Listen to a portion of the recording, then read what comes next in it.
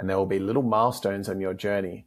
It's really challenging initially. And this is why a lot of people start the spiritual journey and they do a little bit and then they U-turn and try to recreate the life that they had before they started. Because in my experience at least, and maybe it's definitely everyone's path is unique, but the first few years, while the ego is still holding on, and while external desires and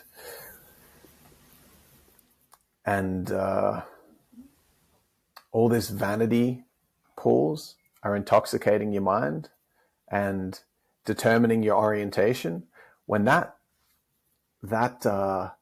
separation and shift in leadership, because when the ego is in the leadership position of your life, doing the spiritual work is a constant threat to the ego. So you kind of got one foot in ego reality of ignorance, one foot in this new world, and the ego is constantly pulling and yanking at you to try to stay in the past, to try to stay and keep your attachments alive and keep your current reality the same, because it doesn't want to change, it doesn't want to evolve, it doesn't want to let go, it doesn't want to surrender.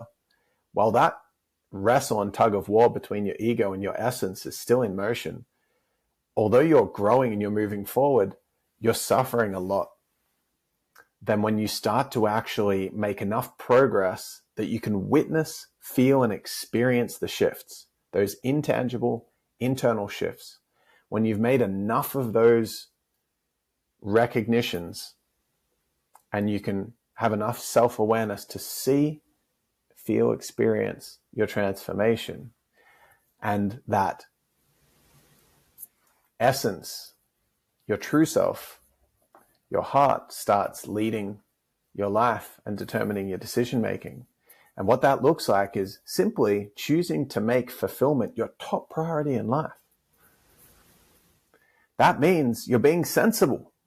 That means you're being sensible, because it makes no sense to be in a body where you feel you're having the best experience when you're doing certain things, but to ignore those things and then to go and spend time doing things that you should do that make your experience worse for no reason other than the fact that you're kind of like following fear.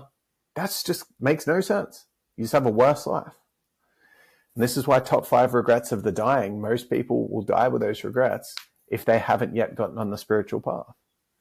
The top 5 regrets are living a life that other people want of you, not the one that you want of yourself.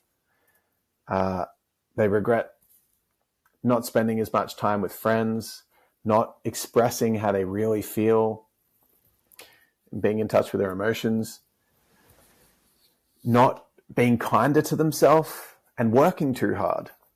That's what capitalism, not that there's anything wrong with capitalism because it creates a lot of structure and innovation, but if you're stuck in that paradigm of more is better, external world is better, and meanwhile you're ignoring what your truths are in your heart, and you're living for this set of metrics that other people gave you, that you didn't even choose with your own sovereignty, you're really, it's illogical, and suffering's there and fulfillment is not. And so one has really graduated in a big way on their spiritual path when you get to make fulfillment your top priority and actually make decisions based on that. Choose the relationships that give you the greatest fulfillment, not vanity. Choose the work that gives you the greatest fulfillment, not vanity.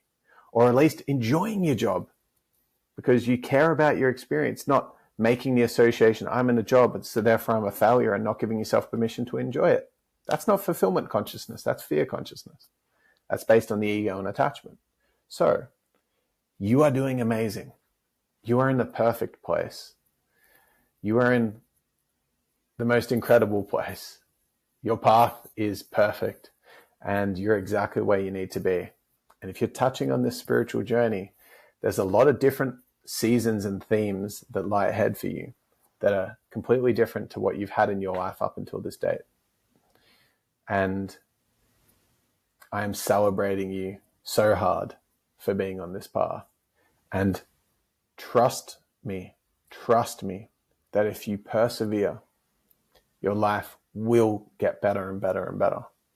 It might look like a mess, like the renovation for a period of time, but you will break through a threshold of embracing the pain that's blocking you from you and your true essence, a feeling of wholeness.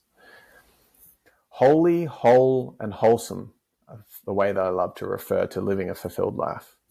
Sacred, holy, whole, you feel whole, perfect, and complete in yourself. And it's wholesome. The decisions you make are healthy. You choose healthy friendships. You choose wholesome friendships. You choose wholesome ways of eating, wholesome ways of being, wholesome activities to do, wholesome ways to work and serve. It's so beautiful. It is so beautiful. And this all comes from embracing the spiritual path and doing the deep, difficult